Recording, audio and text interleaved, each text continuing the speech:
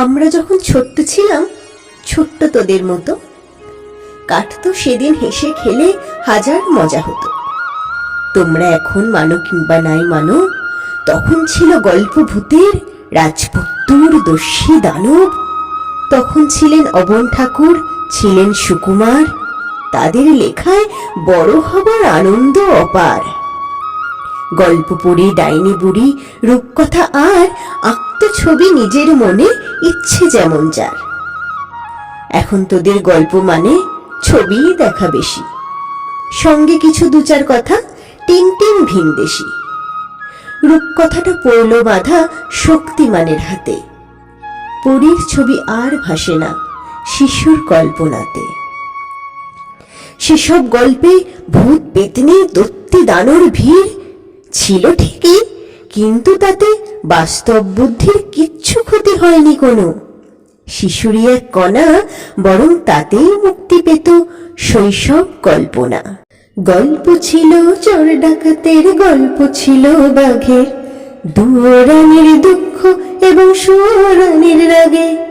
গল্প ছিল চোর ডাকাতের, গল্প ছিল বাঘের, দুয়োরানির দুঃখ এবং সুয়োরানির রাগে। রাজপুত্র, মন্ত্রীপুত্র, বণিক পুত্র আর কোটাল পুত্র পাড়ি দিত বিশাল পাড়াবার। রাজপুত্র, মন্ত্রীপুত্র, বণিক পুত্র আর কোটাল পুত্র পাড়ি দিত বিশাল পাড়াবার। কোথায় গেল সোনার গাছে হাজার হীরের ফুল, আর বাঁধে না কেশবতী মেঘের বরণ চুল। কোথায় গেল সোনার গাছে হাজার হীরের ফুল, আর বাঁধে না কেশবতী মেঘের বরণ চুল। দুঃখ কিসের? রাগ করো না, হারায়নি তো কিছু। স্বপ্নটাকেই ছুটতে দিও তোমার পিছু পিছু।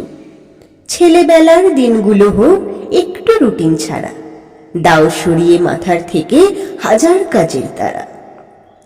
খেলার ছলে শিখবে সবই, এটাই যেন হয়। মানুষ হওয়াই বড় কথা, প্রথম হওয়া নয়। প্রথম হওয়ার দৌড় থেকে সরবে তুমি যতই, ছেলেবেলা ফিরবে আবার ছেলেবেলার মতোই।